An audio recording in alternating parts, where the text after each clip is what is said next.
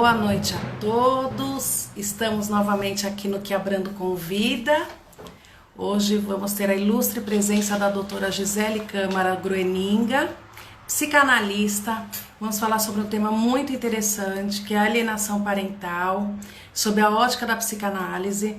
Vai ser um bate-papo muito interessante. A doutora Gisele é expert nesse assunto. Vamos entrando. Boa noite a todos que estão chegando. Boa noite, Mari, boa noite a todos. Vamos aguardar a doutora Gisele entrar. Olá, sejam bem-vindos. Boa noite, Renata, boa noite, oi, Sam. Vamos esperar o pessoal chegar, a doutora Gisele entrar. A doutora Gisele daqui a pouco tá aí. Oi, Sam. Vamos lá. Peço um pouco de paciência que a doutora Gisele não entrou. Oi, Érica, querida. Oi, amor. Vamos lá. Beth, boa noite. Doutora Gisele acabou de entrar. Vamos aceitar.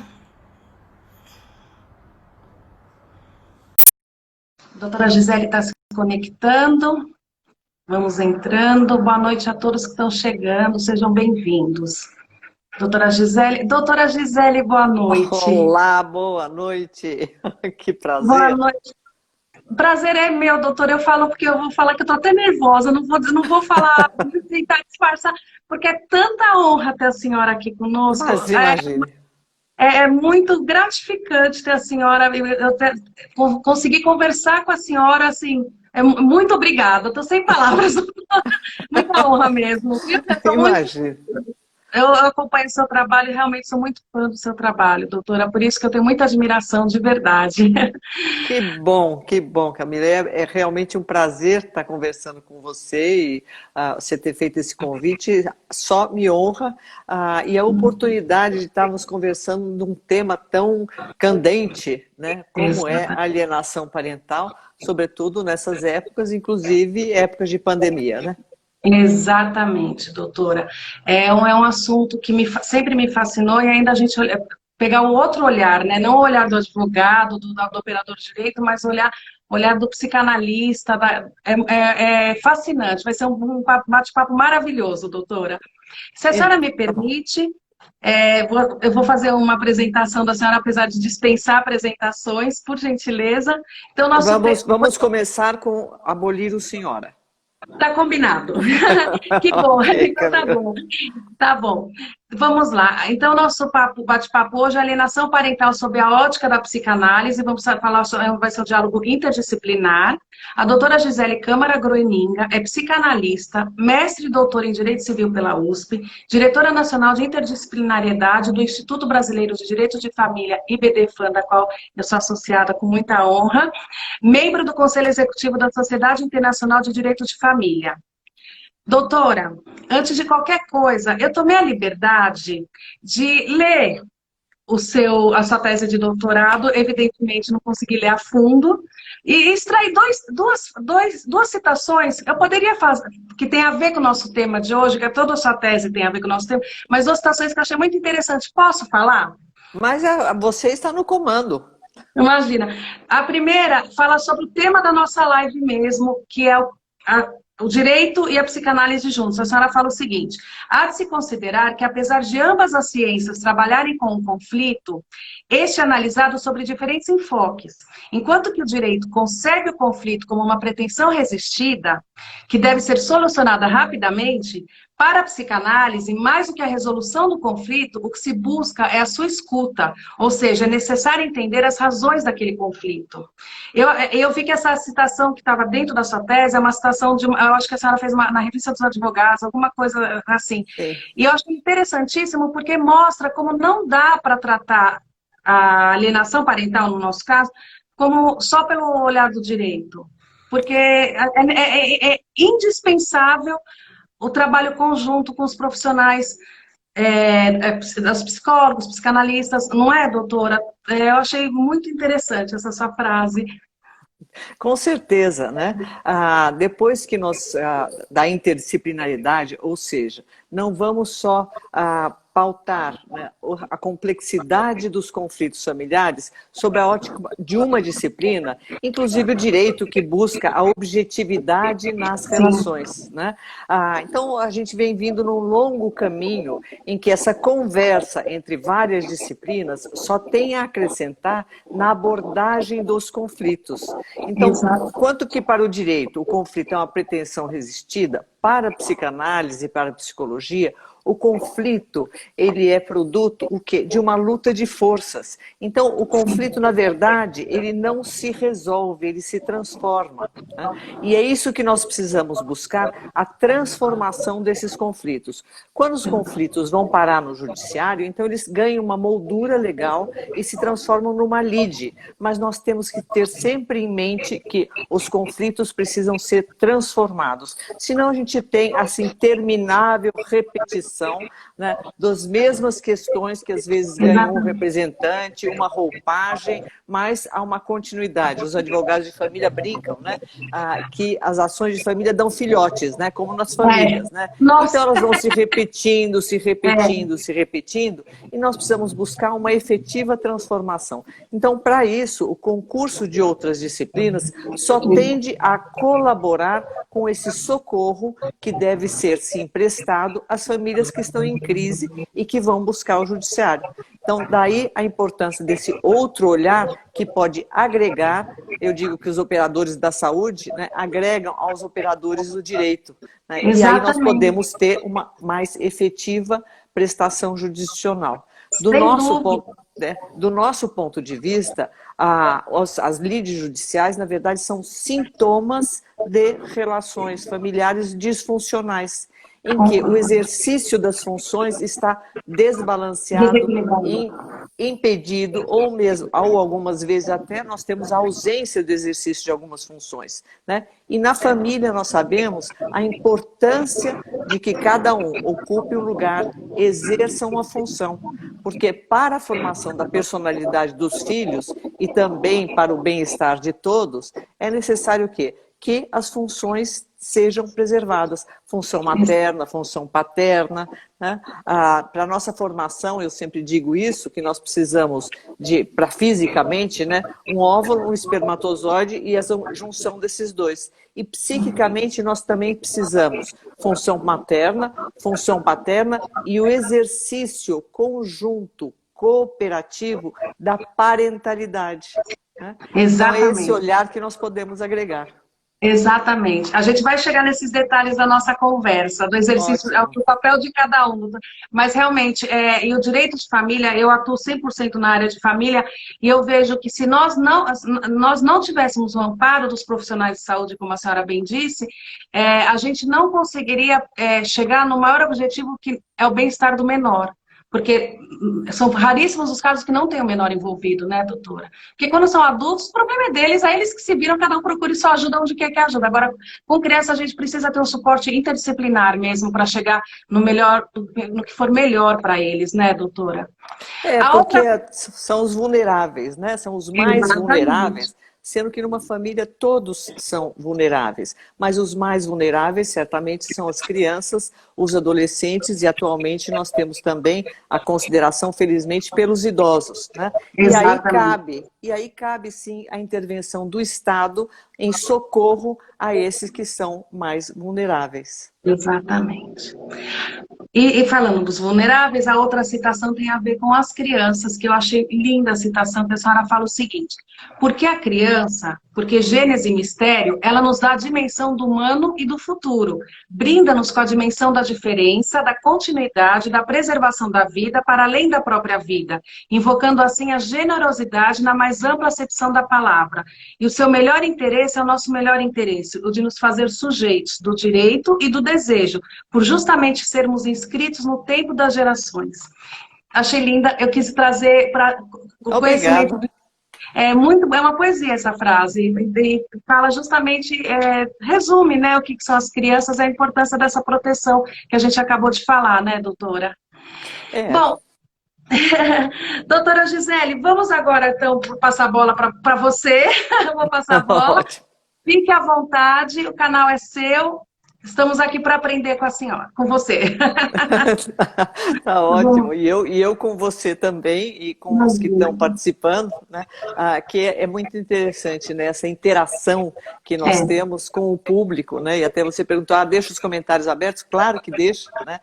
que bom, Porque isso são alguns ganhos que nós temos de uma sim, interação, né? Diferente de ir a um congresso, falar para enriquece. uma plateia que a gente até fica olhando, né? Os rostos, as expressões, mas sem dúvida nenhuma essa forma de comunicação que nós temos encontrado durante a pandemia, eu acho que ela também veio para ficar e para, Também, inclusive, democratizar mais essa troca e o conhecimento, né, que alguns têm numa área, outros têm noutra área, e isso, sim, então, é justamente a interdisciplinaridade. Algo é, importante da interdisciplinaridade é que ela acaba fortalecendo cada disciplina. Então, nesse encontro com o outro, com o diferente, né, nós acabamos saindo fortalecidos. O pessoal sim, do direito, o pessoal da psicologia, da psicanálise, do serviço social, todos nós acabamos por ter reconhecido as nossas funções, porque isso também é importante a gente lembrar, né? Nesses tempos de interdisciplina, cada um também tem a sua função, assim como na família, né? Na prestação jurisdicional, cada um tem a sua função e a contribuição para lidar com o sofrimento e com os conflitos que são levados ao judiciário. E um grande ganho que nós temos, e esta lei, né, a lei da alienação parental, que tem sido tão discutida e também, infelizmente, atacada, já é uma lei que tem 10 anos, né, e ela veio para justamente socorrer, né, estas crianças que estão no meio do conflito entre os pais. Tem alguns países, eu acho que, não sei se é Dinamarca ou Noruega, algum deles, né, que acabou de requerer como mandatória, né, a terapia para os pais que têm filhos e quando se divorciam. Ou seja, nós estamos num momento em que ganhamos muito em liberdade, ganhamos muito em possibilidades e várias configurações de famílias, mas nós ainda estamos engatinhando engatinhando. no que fazer em relação às situações de divórcio em que os filhos acabam, sim, falam assim, os filhos não têm nada a ver com isso. Sim, eles sofrem as consequências dessa situação Totalmente. de divórcio, em que o casal conjugal está se separando, né, está em crise, e quando nós estamos em crise, nós perdemos muitas vezes a razão, se criam várias confusões, então nós temos que colaborar com essas famílias que estão em crise para que não aconteçam essas situações de alienação parental. A alienação parental, ela foi um fenômeno que foi identificado nos Estados Unidos no judiciário, que depois eu vou falar um pouquinho da psicanálise, né? Mas no judiciário, ela foi um fenômeno que foi identificado pelo Gardner, que era justamente o mau uso dos processos judiciais, que era feito todas as medidas jurídicas com fins de alienar, ou seja, com fins de excluir. Nós não podemos deixar de contextualizar que esse fenômeno foi identificado numa época em que legalmente, né, inclusive pela legislação, os pais eram alienados, né? Em geral, a guarda ficava com as mães, né, com as mulheres, e os pais ficavam no papel de provedor, porque era uma época que ainda as Era outra famílias cultura. era É, outra cultura e havia uma divisão mesmo mais clara entre sim. papéis e funções, né? E aí começou um movimento muito salutar de pais que reivindicavam então essa constância maior em estar com os filhos, né? E mães que se viam aí ameaçadas de alguma forma, né? E esses pais eram excluídos. Então isso foi identificado por um psiquiatra, que é o Richard Gardner, que é uma figura bastante polêmica, mas independente de qualquer polêmica, ele teve grande mérito de identificar um fenômeno que sim existe. Tanto ele existe que esta lei, né, de uma forma ou de outra, esse fenômeno é identificado em vários países e no Brasil nós felizmente temos esta lei, né, que nem eu falei, muito criticada, mas é uma lei que vem para colaborar com as famílias que estão em crise, né? Então, que nem eu também te disse, o processo judicial ele é sintoma de relações disfuncionais. E justamente a alienação parental é quando há uma disfuncionalidade nesse sistema, né? Em que uma função está sendo exercida, mais ou menos, porque a gente deve lembrar que um não pode fazer o papel de dois, né? Então, na medida em que, por exemplo, em geral, né, em que um é alienado e as mães podem alienar aí os pais, né, elas também estão alienadas em sua própria função, né? Sim, Porque não dá para um fazer o papel de dois, né? Então, a exatamente. família toda sofre com essa situação.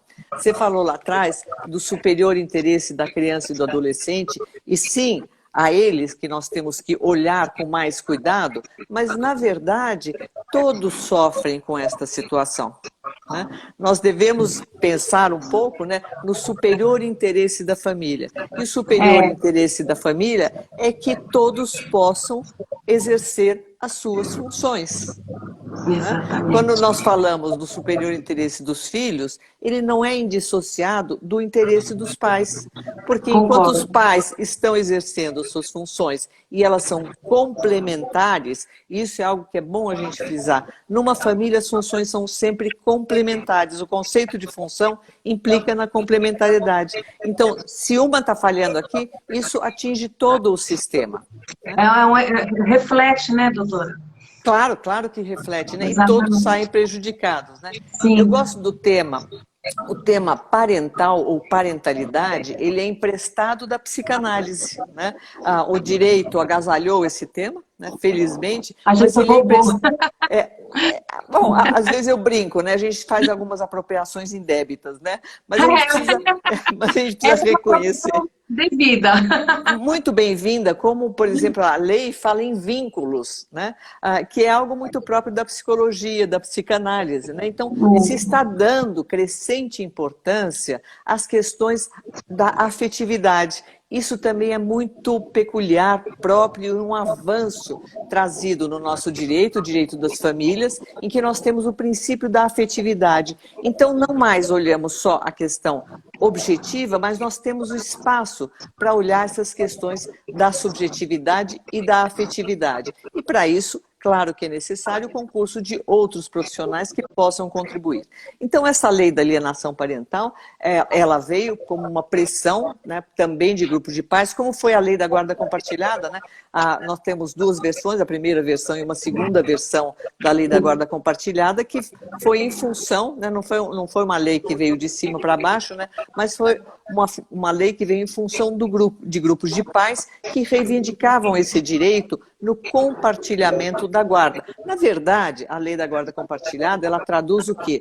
O exercício do poder familiar, né? Mas Sim, precisou haver uma lei, né, que tem uma função educativa, tem uma função de sensibilização e de conscientização da importância do concurso de ambos, pai e mãe, para a formação da personalidade das crianças e, inclusive, para que cada um possa exercer os seus recursos, se realizar nas relações familiares. Então, claro que quando há uma exclusão, fica muito difícil e esse exercício das relações familiares e das funções fica prejudicado e há um direito aí, o direito ao exercício da função, que está ferido e o direito dos filhos de terem o concurso de pai e de mãe, ou ainda contar com esse capital emocional que é a convivência com o pai e com a mãe.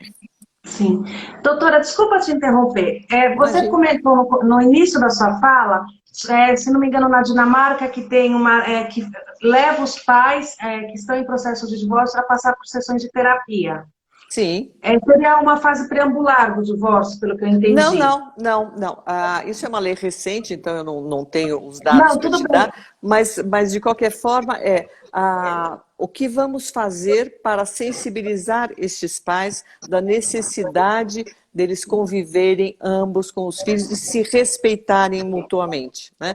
Então, estão surgindo cada vez mais as terapias, e aí tem um desses países que diz que é mandatório uma terapia quando há um divórcio, né? Porque não dá mais para se fechar os olhos, né? Então o casal se divorcia e depois o que vai acontecer com esses filhos, né? Esse eu Então achei muito é interessante e cada vez mais, inclusive, né, na lei da alienação parental tem até um recurso, né, que está no artigo 6º, o inciso 4º, que é determinar o acompanhamento acompanhamento psicológico. psicológico e ou O biopsicossocial. biopsicossocial. O biopsicossocial eu não entendi muito bem até hoje o que é, Eu mas... ia te perguntar, você sabe que está até grifado aqui na minha colinha da nossa conversa, que eu Pois é. queria entender o que é o biopsicossocial. Pois é, eu acho que é uma visão interdisciplinar e talvez, né, quando se fala do bio, eu acho que quiseram contemplar a medicina, né, talvez a psiquiatria, não sei, mas de qualquer forma a lei prevê este acompanhamento, ou seja, de outros profissionais. Não é mandatório, né, neste caso, mas ela prevê este recurso, né, porque tem algo interessante, que aí é um aporte da psicanálise, e que nos ajuda muito, eu acho que ajuda também os profissionais do direito, né?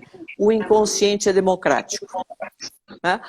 Ou seja, todos temos inconsciente. Então, muitas vezes, as alienações não Inconsciente acontecem. democrático, você Eu falou? digo inconsciente é democrático porque todo mundo tem. Né? Nada mais Sim, democrático do que o inconsciente. É claro, muito, né, que isso é uma brincadeira, né? Mas um lógico. dos pilares da psicanálise é justamente isso, a existência de um inconsciente. Ou seja, né, nós somos tão senhores ou senhoras da nossa vontade. Né? Tem fatores inconscientes que a gente não sabe, mas que estão muitas vezes determinando nossos comportamentos, nossas ideologias, nossa visão de vida. E quando se está em crise, né, essas situações de crise é uma modificação no equilíbrio das relações familiares, né, as questões do inconsciente afloram com mais facilidade. Então, não é porque aquela mãe ou aquele pai está alienando porque é de propósito, é por motivo de vingança, né? Não necessariamente tem consciência dessa situação. Daí a Sim. importância da lei em sensibilizar, em trazer à luz, porque as pessoas muitas vezes, e todos nós, né, nós não temos muita consciência, às vezes, dos determinantes e ainda das consequências dos litígios. Né? Então, quem está de fora fala assim, mas como que um pai ou uma mãe podem fazer isso com o filho? Aquele pai e aquela mãe não estão tendo essa Não tem consciência. consciência. Não, Não estão. é visível. A gente percebe, quando eu pego um caso de divórcio no escritório, esses casos que eu falo que é uma família que está muito doente, né, doutora? É uma família muito doente, que Vamos é bem chamar de disfuncional? disfuncional. Eu entendo que é doente, né? Desculpa a minha ignorância na forma de falar, mas é a Não é visão que ignorância, não. é, Não é é uma família ignorância. disfuncional mesmo. A palavra É correta disfuncional. Porque e a você gente vê que falar eles em estão. doença, introduz quase que um preconceito, sabe? Né? Sim. Eu quis dizer Tá doença, na disfuncional. verdade, no sentido assim que eles estão no auge, assim, como se estivessem inflamados, né, doutora? Porque estão precisando Claro. de ajuda. E a gente percebe que o papel de pai, de mãe, que você bem colocou desde o começo, está totalmente de lado, está à margem da situação. Eles esquecem que eles têm aquele papel. Enfim, eles ficam tão cegos pelo problema que envolve os dois, que o papel de pais deles fica para o lado, né? Fica de lado. E isso é muito comum em quase todos os casos.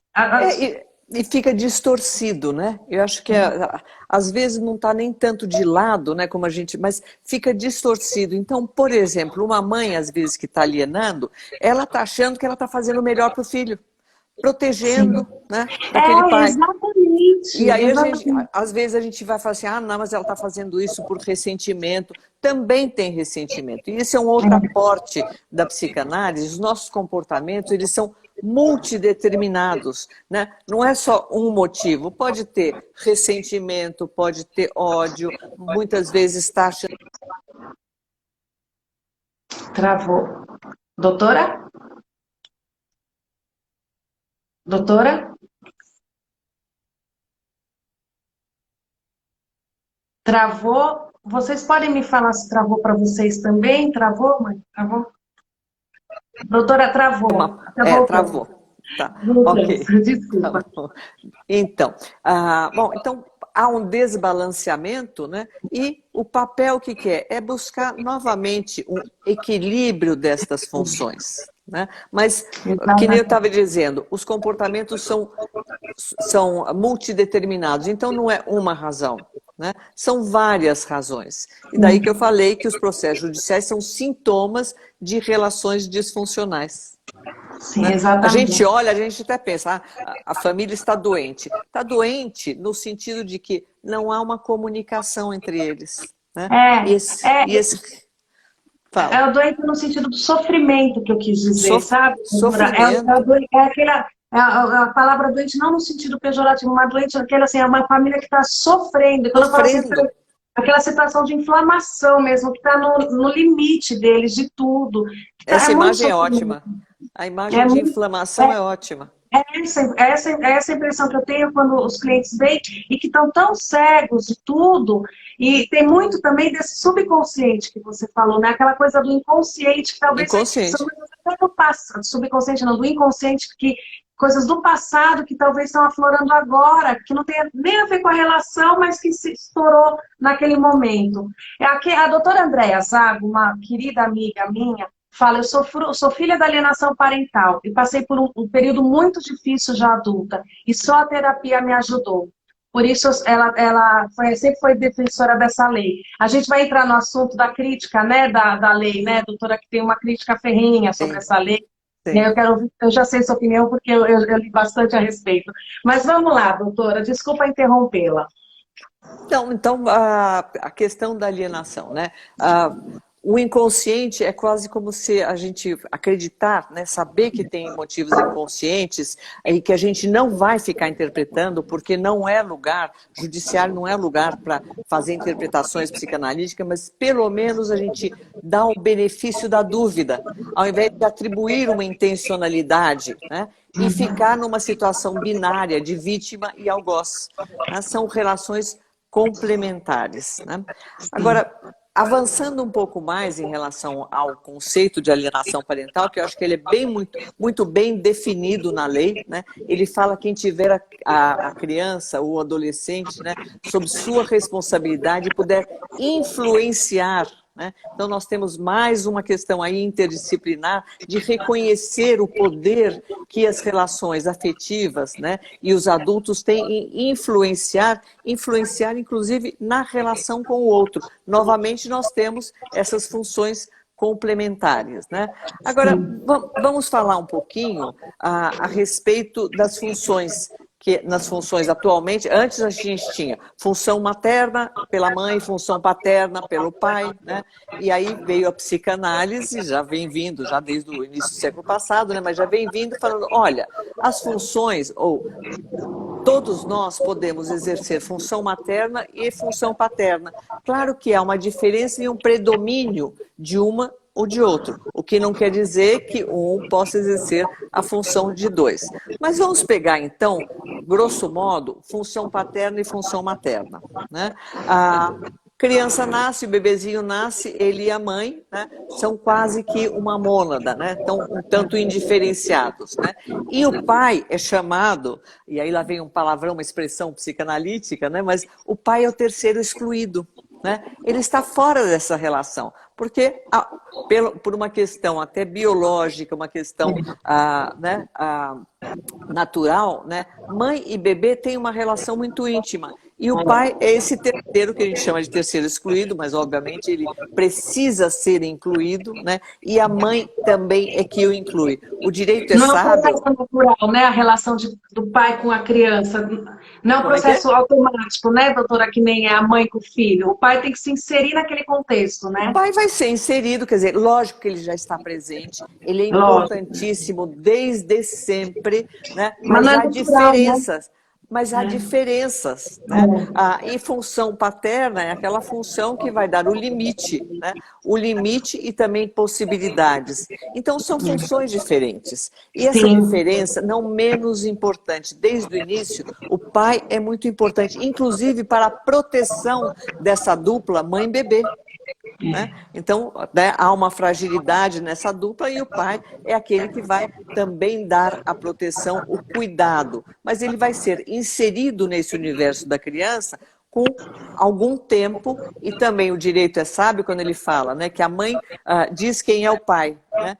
E afetivamente também a mãe referenda a figura do pai, né? Isso não é mandatório, não tem que ser assim linear, né? Mas é Sim. importante nessa dinâmica familiar. Então, primeiro tinha um casal, aí tem esse terceiro, o pai fica nesse lugar, né, de cuidado, né, dessa dupla, e aí ele vai sendo inserido. Função paterna, por exemplo, a linguagem, as leis, né? Veja, isso tudo vem com o tempo. Alguém perguntou se os avós entram nessa. Depois a gente vai falar assim, né? Os avós também entram nessa, né? Bom, então tem toda essa dinâmica de acomodação, né, numa família em que tem uma criança que chega, né? Isso é natural. Agora, vamos pegar um pouquinho, caricatamente falando, né? Como é que a mãe segura o bebê, né? A mãe é aquela toda protetora, segura o bebê assim, né? E o pai, né, chega e vai segurar o bebê, caricaturando, Assim. né? Assim, né? E a mãe vai dizer... Pois é, e a mãe vai dizer o quê? Você vai deixar cair, cuidado, é muito frágil, né? Isso são processos naturais da gente, né? É o instinto mesmo, né, doutora? É natural, são nossas pulsões, né? Elas são assim, né? Mas isso tudo vai se acomodando. Quando nós temos uma situação de crise, né, muitas vezes essas situações que são naturais e são corrigidas nesse sistema, elas se exacerbam, né? Então, muitas vezes as mães falam assim, mas como? Ele não sabe cuidar dessa criança. Quem cuidava era eu. Quem trocava, A dava gente escuta banho, fralda. muito isso. Né? A gente escuta muito isso, Escuta muito que é um isso. tanto natural, mas natural isso não quer dizer que deve ser aceito, né? Então esta figura de pai precisa ser reconhecida e felizmente, cada vez mais na nossa cultura, nós temos reconhecido a importância da função paterna, a importância do concurso do pai. E no nosso país, isso é fundamental. Nós temos um país em que grande parte dos lares contam apenas com as mães, com as mulheres, né? Grande parte das certidões de nascimento da nossa vergonhosa população carcerária, que é a terceira do mundo, não tem o nome do pai na certidão de nascimento. Então veja, né, que essa conscientização da importância do pai, ela é central, ela é capital, e aí vieram as leis da guarda compartilhada, e essa lei da alienação parental também nos faz ver essa questão da importância da função paterna. Sim, sim. É muito esclarecedor, doutora, tudo isso que você está falando é, é muito importante, e essa questão das funções, ela fica muito esquecida também, a gente percebe muito isso para quem lida no direito de família, que as funções ficam separadas, mas tem muitas mães que às vezes não admitem que o pai, não sei se você tem essa impressão que eu tenho, exerça aquele papel dele que é inerente a ele, e reprime, a gente está falando de mãe e pai, mas pode ser o inverso, que normalmente é esse o caminho, né? E reprime aquele pai de usar o direito dele de ser pai, da forma, né? Se ele quiser segurar o filho que nem o Rei Leão, ele pode, porque ele sabe, é da natureza dele. Então, É da natureza dele, é da natureza da mãe também reclamar. Né? A gente Mas as segurar coisas... assim. Pois é, mas Exatamente. aí as coisas são duas funções importantes, igualmente importantes. Né? Agora, nas Exatamente. situações de crise, né, o que acontece? Às vezes se exacerbam essas diferenças, porque numa família, funções complementares, né, e a cooperação deve vigir. Muitas vezes, quando há um divórcio ou dissolução de união estável, emerge o quê? Uma certa competição. Né? Então vamos ver, né, quem é que vai concorrer mais pelo amor dos filhos, né, que passam também a ter uma importância diferente nessa situação. Né? Antes, afetivamente, você tinha um casal que de um jeito ou de outro se complementava, de repente, quando tem uma separação, um divórcio ou dissolução, o que acontece? Muitas vezes os filhos passam a ter afetivamente um lugar de maior importância e, como consequência, muitas vezes acaba acontecendo uma certa competição, mas é um sistema que tenderia a entrar em equilíbrio. E aí entra o papel dos advogados, entra o papel do judiciário, porque também em família muito faz quem não atrapalha. Né?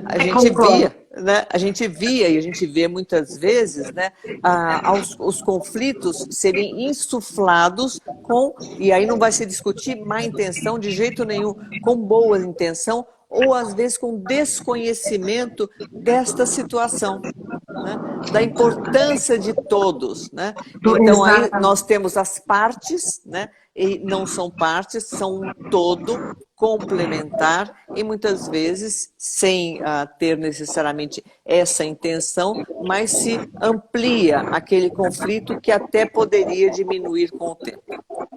Concordo plenamente. Tanto que, assim, eu fico muito feliz quando eu estou num caso que a parte contrária tem um advogado muito bem, que faz direito de família, porque a gente percebe de cara, quando você pega no telefone e fala com o advogado a primeira vez, você sabe se ele lida com direito de família ou não. Principalmente aquele que tem um caráter muito litigioso, você percebe que ele não lida normalmente no direito de família. Porque quem é do dia a dia do direito de família, como eu e como a grande maioria dos colegas que estão nos assistindo, o primeiro passo é sempre na parte de conciliação, de ajudar aquela família a passar por essa crise, que é exatamente isso que você acabou de falar, de todos os envolvidos, ajudar essa família a superar. Mesmo que a superação seja cada um por um lado, mas que cada um por um lado de maneira saudável. Agora, quando eu lido com um advogado, que tem aquele cara, que é a maioria que eu lido, infelizmente, a necessidade de litígio, eu fico muito nervosa. Eu fico muito, porque eu falo, irresponsabilidade. Eu falo, se não sabe fazer direito de família, está fazendo de favor, porque é amigo, parente, não faça, você está atrapalhando, que é exatamente o que você acabou de falar. Muito faz quem não atrapalha. Pois é, acho que a gente tem que também ter muito claro o seguinte: nós não podemos querer para a família do outro o que nós não queremos para as nossas famílias. Exato. É o que eu penso quando eu trabalho nessa área. Então, né, e aí também tem outra questão que a gente tem que cuidar, são as ideologias que a gente tem, né? Quando nós falamos do direito das famílias, nós também temos que enxergar cada família em sua peculiaridade, né, nos seus valores. O que pode ser um valor bom para mim, não necessariamente é um valor bom para a família do outro, né? E aí nós temos o risco das ideologias. É curioso como atualmente, sem perceber, né, a gente tem muito a ideologia, ou que nem fala a Elizabeth Roudinesco, a maternalização da sociedade, né? Então, curiosamente, às vezes, eu não sei se é a tua experiência, eu recebo pais porque funciono como assistente técnica, às vezes parecerista em algumas situações de direito de família, nessa interface, né? E acho curioso que muitos pais falam assim, mas eu sou um ótimo pai, porque eu troco fralda, porque eu dou mamadeira. Não necessariamente isso vai definir, né, ser um ótimo pai. Né? Os pais de famílias mais tradicionais, em que havia uma rígida divisão de papéis, não eram menos pais do que pais hoje, que têm uma participação que se aproxima muitas vezes mais a uma função materna. Né? Então, este cuidado nós temos que ter para não impor ao outro valores que são nossos, né? Ou ideais até, né? Então, idealmente é isto. Bom, mas qual é a realidade daquela família? E para isso a família precisa ter tempo para passar esta crise, para que se entenda e também atender à fragilidade. Eu acho curioso que muitas vezes se fala em nome dos filhos, né? Mas nós temos pessoas, e você falou lá atrás, pessoas sofrendo, né? Então tem um homem, tem uma mulher, não necessariamente homem e mulher, né? Mas tradicionalmente é um homem e uma mulher que estão passando por uma crise pessoal. Qual é o seu papel agora? Numa sociedade em que nós não temos papéis tão definidos como tínhamos antes. Nós temos que criar novos modelos próprios. Então não adianta querer repetir modelos antigos, né? E isso tudo traz angústia, traz confusão e que aí precisa ser acolhido pelo Poder Judiciário. Essa angústia, esta confusão, este sofrimento, cuidando de não causar mais sofrimento. É isso mesmo, doutora. Doutora, com relação à lei de alienação parental, a gente começou falando sobre a polêmica que envolve ela atualmente, e tem a questão de muito se falar do mau uso dessa lei, né? Você poderia falar sua opinião sobre isso? Vamos ver o que a senhora tem para nos dizer. Vamos. Antes não queria deixar passar uma pergunta que eu não vi o nome, desculpe, alguém fez. Com que idade a pessoa pode escolher, a criança pode escolher com quem ficar? Né? E eu acho essa pergunta interessante, porque como se coubesse aos filhos escolherem se vão ficar com um e se vão ficar com o outro. A Neide que perguntou, doutora, pois isso. Então, é uma pergunta muito boa, porque a gente tende, e isso é uma distorção, né? os adultos são os responsáveis pelos filhos, pelas crianças e pelos adolescentes. Então, na medida em que se coloca a escolha para os filhos, vai ficar um ping-pong, né? Que nem você vai escolher, um filho vai escolher, por exemplo, qual é a escola que ele vai, né? Ele pode gostar mais de um ou de outra, vai escolher se vai ou não ao médico. E eu uso também muito esta imagem na questão da alienação parental, sabe? Então, mas não quer ir com o pai, não quer ir com a mãe. Não tem muita discussão, né? A convivência, ela é mandatória, ela é obrigatória. Não é, tá bom com um, então o que a criança vai escolher? Bom, quem vai dar mais presente, quem vai chamar menos atenção, quer dizer, não é por aí, né? Então, a convivência, ela é necessária e dois ambientes que vão ser naturalmente diferentes, né? Porque vão se constituir ambientes diferentes. Então, isso é fundamental, né? Muitas vezes as crianças falam assim, com 12 anos já pode escolher. Não, com 12 anos tem o direito a ser escutado pelo juiz. É diferente. Sim, né? diferente. Agora, a questão de escolha não é bem por aí, né? Aliás, a gente não escolhe pai e mãe que tem, né? A gente simplesmente os tem, assim como vice-versa, né? Não se escolhe os filhos que tem, né? Eles vêm, né? Então, essa questão de escolha, né? Agora, a responsabilidade, sim, cabe aos pais, né? E de verificarem como é que eles vão aí dividir, né? Ou compartilhar, melhor usando a palavra, as responsabilidades, como é que eles vão fazer em benefício de todos, né? Exatamente. Todos. Alguém perguntou Mariana, isso? Fala. Pode falar, doutora. Será que é a mesma pergunta das relações homoafetivas? Não, isso já passou. A Mariana então, qual é? É minha sócia e minha irmã nas horas vagas, doutora Gisele. Que A Mariana, maravilha. ela pergunta assim, é o seguinte, pela sua experiência, você vê a prática de alienação parental em famílias homoafetivas? Olha, a experiência de cada um de nós ela é muito reduzida, né? Sim. Então tem um limite de casos que a gente atende, né? Mas sim, a gente vê isso também. Claro, né? Não é pelo fato de ser homoafetivo que vai alienar mais ou menos, né? Isso também existe, claro que existe. Né? Agora, nós temos... assim, o gênero ajuda a se entender. Então, por exemplo, casal de mulheres talvez pensem de uma mesma forma e o casal de homens pensem da mesma forma, talvez fique mais fácil na condução da criação daquela criança. Eu não sei se é uma ideia absurda, é um pensamento que me veio quando ela fez essa pergunta. Não sei, não sei. Não necessariamente, né? Porque as diferenças, isso é interessante, as diferenças vão existir. Né? Seja um casal homoafetivo, seja um casal homem, mulher, isso vai existir, né? As diferenças vão existir. E, aliás, nós nos constituímos, né? As diferenças são sempre importantes. Nós nos constituímos psiquicamente pelas semelhanças e pelas diferenças com o outro. Né? É verdade. Então, acho que essa questão aí, ela... não necessariamente vai ter muita diferença. Agora, o que fica assim, né, e a alienação parental ela tem sido questionada como se fosse uma lei que favorece um gênero ou outro gênero, sabe? Então, às vezes, como se fosse uma lei que favorece os homens em detrimento das mulheres, e não é bem assim. Né? É uma lei polêmica, mas muito importante. Eu sou muito a favor da lei. E toda lei, nós temos o quê? Nós temos a lei e a perversão da lei, ou seja, o mau uso da lei. O fato de haver um mau uso da lei, inclusive a lei da alienação parental, muitas vezes tem sido usada para alienar as mulheres. Né? Para alienar as mães. Então, né, vou chamar de alienadora. Bom, isso é o mau uso da lei. É a banalização da lei, né, doutora?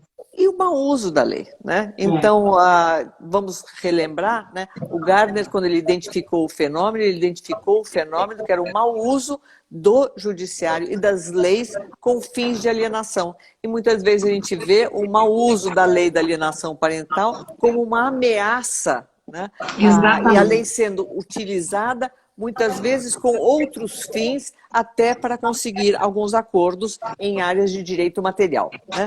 Então, nós temos que estar sempre atentos, né, a todos esses determinantes que podem existir quando se propõe uma ação judicial.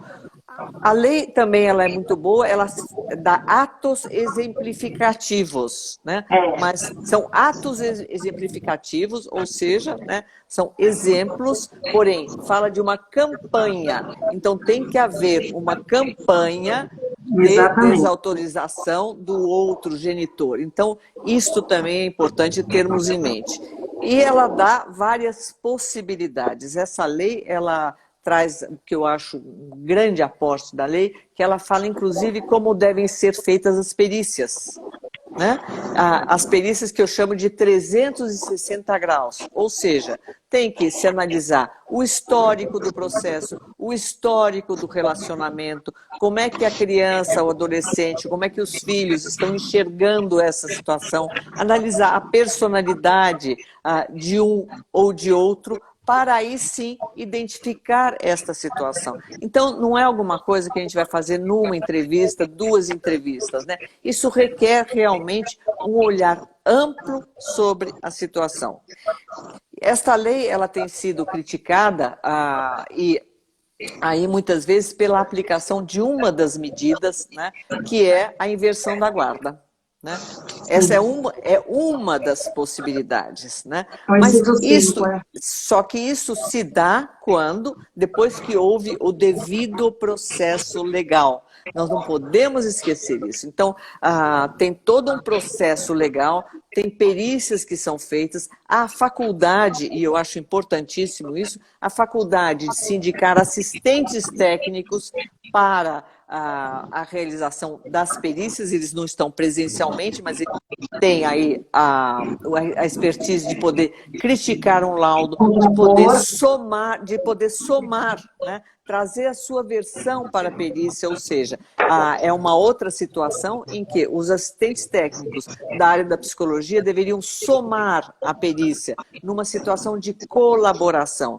Se o advogado pode até, por uma questão da sua profissão, enxergar uma parte, o psicólogo não pode enxergar uma parte, ele deve necessariamente enxergar esse todo, mesmo que como assistente técnico ele tenha mais acesso a uma parte, e aí a sua importância em contribuir para a visão do perito, da perita que está encarregado de fazer esta avaliação. Então, isso é um grande ganho, né, que a gente deve cada vez mais enfatizar a importância do assistente técnico. Então, essa lei, ela traz esta situação. Inclusive, e aí a lei é criticada também, quando há uma suspeita ou uma denúncia de abuso sexual. Né? E aí nós temos... isso daria até uma live completa, né, para falar a respeito dessas denúncias, denúncias errôneas muitas vezes, mas não necessariamente, só que com uma perícia 360 graus, você tem a possibilidade de verificar isso. E às vezes denúncias que não necessariamente, denúncias ou indícios, né, que acontecem e que... As mães, muitas vezes é o caso, né, vão pedir o socorro ao judiciário. Né? Elas não podem atestar aquilo. Né? Em geral, as questões de abuso sexual não tem uma prova material. Né? Então, há uma suspeita, é importante que isso seja apurado por experts, né? Quando possível estabelecer ou não a ocorrência disso, mas isso deve ser delegado a um terceiro. E com esse tipo de avaliação, se tem maior possibilidade de verificar a ocorrência ou não. Ou não. Mas muitas vezes esse indício não é prova de má-fé. Né? Muitas vezes acontece de uma forma também inconsciente. Então, esta compreensão, ela deve haver por parte do Poder Judiciário nesses casos que são extremamente delicados. Agora, uma coisa nós temos certeza, né? Quando há uma denúncia, seja ela procedente ou improcedente, falsa ou verdadeira, há uma situação de violência naquela família. Né? Há alguma situação de violência, né? Porque também uma denúncia, ou um indício, ou se levantar isso, né, é indício de que não há uma comunicação e assim algum tipo de violência que está acontecendo naquela família. Né? E isso precisa ser conhecido e encaminhado. Então aí vem o acompanhamento psicológico ou o que é chamado biopsicossocial. né? O que é o Isso é biopsicossocial? fundamental. Me fala, por favor, me ensina o que é. Também não sei, nós podemos tentar ver o que vocês chamam, né, do espírito do legislador, né? Qual Qual é o foi o santo que espírito? baixou, né? Qual Eu foi o sempre me santo que pergunto. baixou.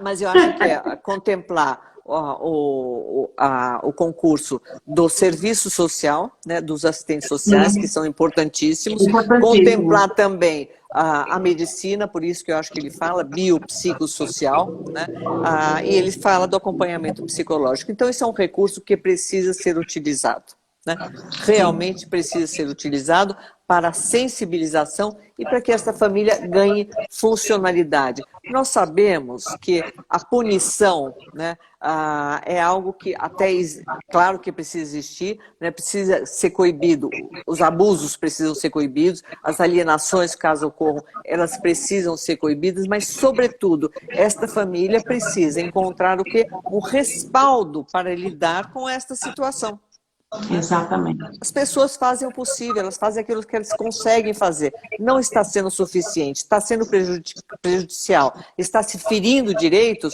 então vamos buscar caminhos para que a família reencontre aí o necessário equilíbrio para o bem de todos, sobretudo dos filhos, que são os mais vulneráveis.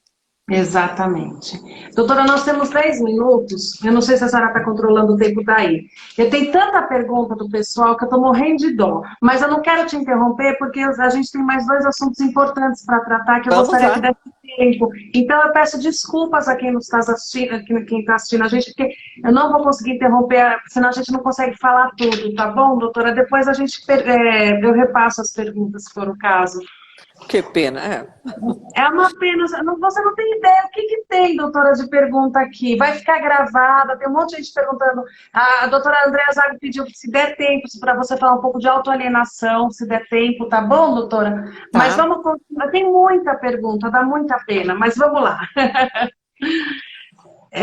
Sobre as perícias psicológicas, né, doutora, agora que a gente vai falar. Sim, então a importância dessa perícia 360 graus, a importância do assistente técnico para colaborar com a perícia, e aí eu faço uma brincadeira, mas que tem um fundo de verdade, né? Muitas vezes o perito pode sofrer de juizite, né? Veja, o assunto é extremamente subjetivo, então você deixar na mão de uma só pessoa, né, para fazer esta perícia, né, é muito melhor você contar com assistentes técnicos que possam colaborar com as perícias em assuntos que são extremamente subjetivos. Por mais preparados que sejam os peritos, e eles são, em geral, muito bem preparados. Aí tem a queixa, né, que o pessoal jurídico, como eu chamo, faz, né? Mas muitos laudos são inconclusivos, né? Sim, alguns laudos são inconclusivos porque o objeto que se está lidando não é objetivo, né? Não é uma Sim. questão objetiva, né? Então nós gostaríamos, muitas vezes, de ter certezas, né? É A ou é B. E aí nós temos, com relação à polêmica da lei, nós temos, inclusive, uma questão que é trazida pelo próprio Conselho Federal de Psicologia, porque este conceito de alienação parental não é nem felizmente não se fala mais em síndrome, tá? Que é emprestado da medicina. Felizmente não se comete esse erro, né? Bom, mas o conceito de alienação parental, ele é interdisciplinar. Ele não é nem da medicina, não é nem da psicologia, não é nem do direito. É um conceito interdisciplinar. E aí esse é um grande ganho, este avanço que nós temos em juntar o direito, a psicologia, a psicanálise e falar, olha, existe esse fenômeno da alienação parental, tá? E aí buscando responder um pouquinho a pergunta da autoalienação, né? Nós não podemos também mais ficar nessa situação de binária, de vítima e algoz, né?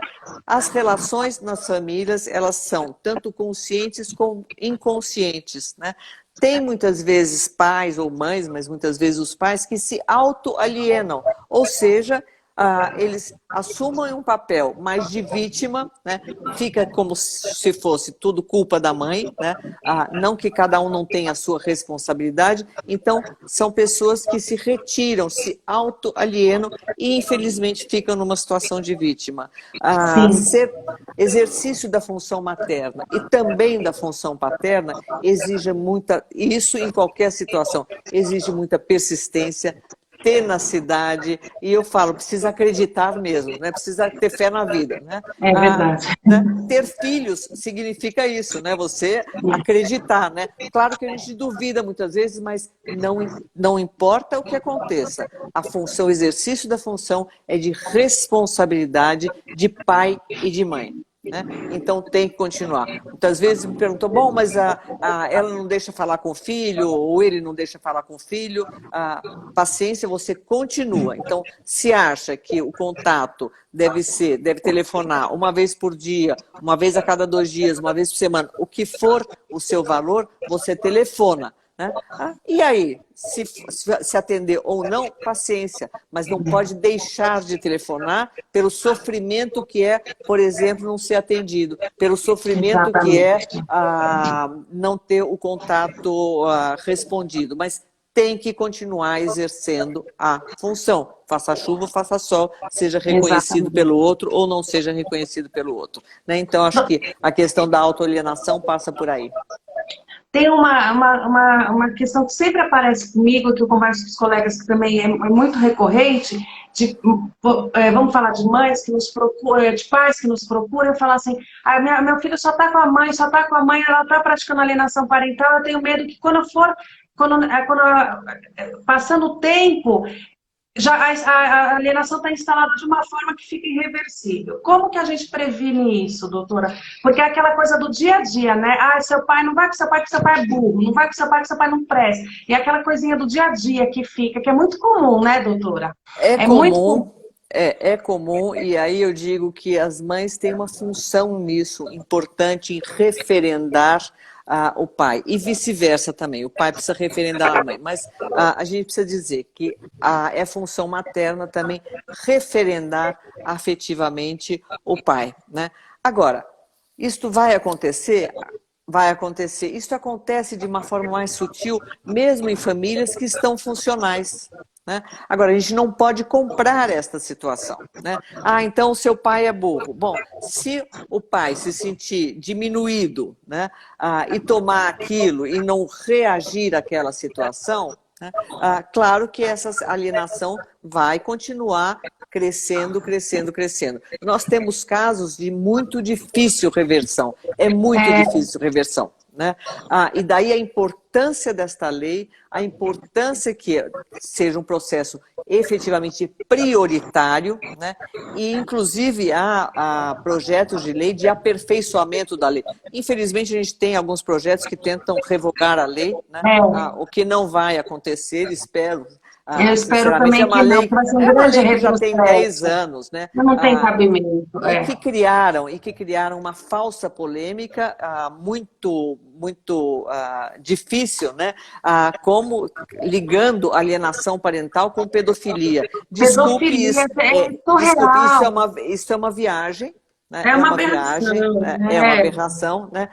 Nas questões aí que tem a ver com denúncias de abuso sexual e, que nem eu falei, esta lei prevê uma avaliação muito bem feita e que não se encontra em outras situações, infelizmente. Né? Então, quando há uma denúncia de abuso sexual, se fizer esta avaliação, se tem muito mais chance de verificar a ocorrência, mais chance de verificar a ocorrência e de corrigir esta situação. E aí eu volto ao acompanhamento psicológico, a necessidade dele e de sensibilização. Né? Agora, nós temos no IBDFAN, agora nós temos um grupo de trabalho e estudo, né, a respeito da lei da alienação parental, inclusive colaborando com propostas legislativas para o aperfeiçoamento Isso da sim. lei. Aperfeiçoamento. Né?